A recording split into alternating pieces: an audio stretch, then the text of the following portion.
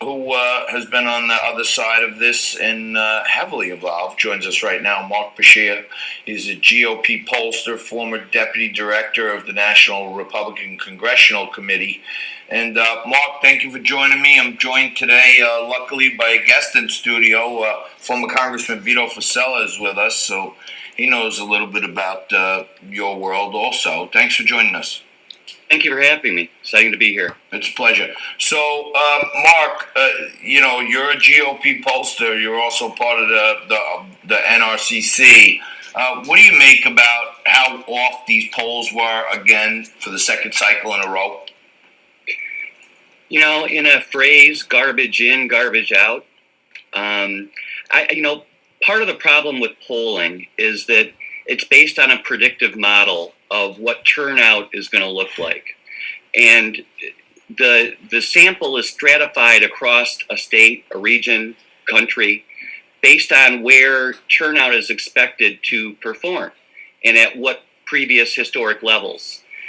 In an election like 2020, where turnout was completely upside down between early voting, mail-in voting, partisan differences in how they voted, whether it's AV or election day, the surge voting that happened in rural America, question marks about turnout in African American communities and minority communities. This was a really tough election to predict from a turnout perspective, and so it's not surprising that a lot of these polls were significantly off. Hey, Mark, it's Vito Fossella. Thanks for joining us here. So I think John and I, maybe if we were on a different page, that's fine. Polling's not going away, right? It is going to be with us. It takes on different forms.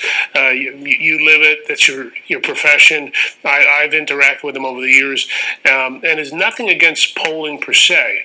I think it becomes a little different when the media complex, the media apparatus, just starts using polls to create narratives that often turn out to be not true. So let me rephrase that.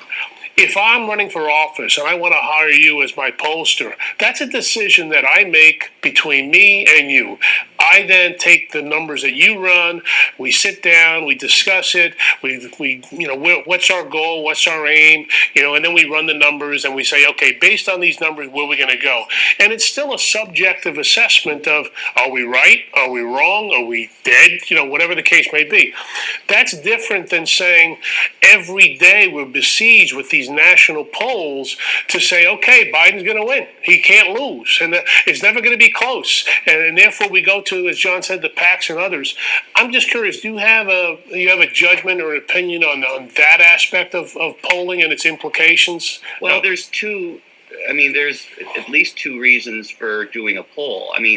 We're fixated on what the media, is reporting and how that could potentially skew an election, particularly when those results are wrong. But the other reason polls are used is by campaigns, as former congressman, internally to drive your own strategic decision making, what message you use, what audience you target, what message you target to that audience. That will continue to be a tool in the toolbox for campaigns. And as long as that's true, the media is going to want to know the same data that these campaigns know, and for entirely different reasons. So, I think we're seeing a huge shift in just election coverage, right? I'm old enough that I remember when election night coverage was to inform, not to lure you in and keep you for 24 hours. It was to inform and let you go on with your day. That's not the intention of today's news media. The intention of today's media is ratings. And what drives ratings? Conflict, division. Exactly. So I think as long as we have a media that's fixated on ratings and profits, we're going to have to deal with that kind of misreporting at times. I agree with you, Mark. Hey, Mark, I want to ask you something on polling and messaging. The big bad wolf story of the left is this evil Republican Party doesn't care about the environment, doesn't care about our air, doesn't care about clean water, because that's part of this narrative. But there's actually signs of clever, young, innovative legislators at different state levels who want to bring technology and thought into paying attention to something that matters to all Americans: clean air and clean water. Do you think, even on that front, Republicans are cast in a bad light by them saying, "Hey, these are the green people and these are the not green people"? Yeah, and I think that that's kind of what's devolved in the energy debate in America today. That it's a zero-sum game. It's this way, the Green New Deal, or this way, which is just completely let the Wild West take over. The reality is, good policy happens in between those extremes, and the problem we've had as Republicans, as conservatives, is that we've not been at the table to help determine what that policy looks like. So when we don't like it, when it's based on mandates and subsidies and picking winners and losers, bad on us, for not being there. We've got no reason to complain. Rather, as you say, we all care about clean air, clean water. To win future elections, it's going to be important that Republican candidates have a narrative on this. It's been difficult under a Trump administration when finding opportunity in the energy space has been challenging because of his positions. But I believe that going forward, Republicans will have much to contribute here. And ultimately, to the extent that we are dealing with clean energy transitions and perhaps even climate as a community, it's going to be a bipartisan approach, but it's not going to be based on growing government and adding regulation and the federal government taking over.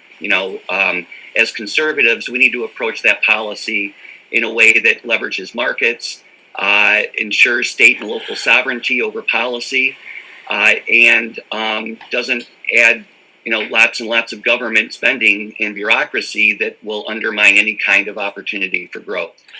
So I would just add, yeah, and it's all well put, Mark, and I agree with a good chunk of that, if not all of it. The one extension of that is, it seems that what people want, or the media, whoever is gauging or trying to drive public opinion, is this notion that you're either for the environment or you're against the environment. You're either for this or you're for that, and there is no in between, which I found to be just intellectually dishonest and just wrong, as opposed to, what's the issue? Ask the question, and then let's start to implement policies.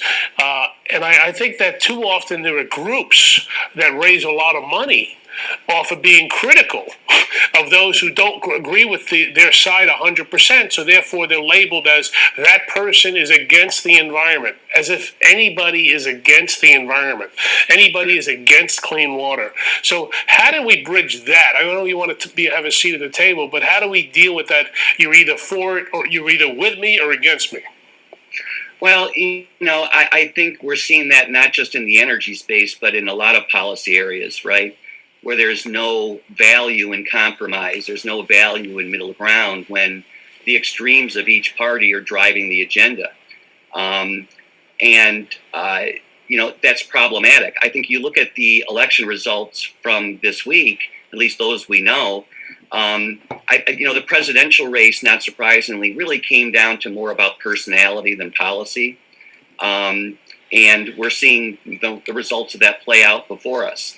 But if you look below that on the ballot, whether it's the U.S. Senate or Congress, where Republicans picked up 5 seats, and if Republicans do lose the White House, it'll be only the second time in history where a party in power lost the White House but gained seats in Congress. What that tells me, and then if you look, the story similar at the state house level, where this blue wave was expected to flip legislative districts all over the country, it didn't happen. In fact, the opposite happened. Republicans gained legislative chambers in New Hampshire, held on to every battleground legislative caucus fight in the country. And so what that's telling me is that Republican principles, Republican positions are still popular, still are more appealing than what's coming out of the left. but they didn't like, particularly look at suburban women, which were, a high focus of this campaign. I sat in on a number of focus groups where the conclusion was among these women that we don't disagree with what he's saying. We just really don't like the way he's saying it. Right. And so I think what you're seeing is down ballot when personality is taken out and candidates are evaluated on the issues, we performed really well this week, far in excess of what the media was predicting. Absolutely. All right, Mark.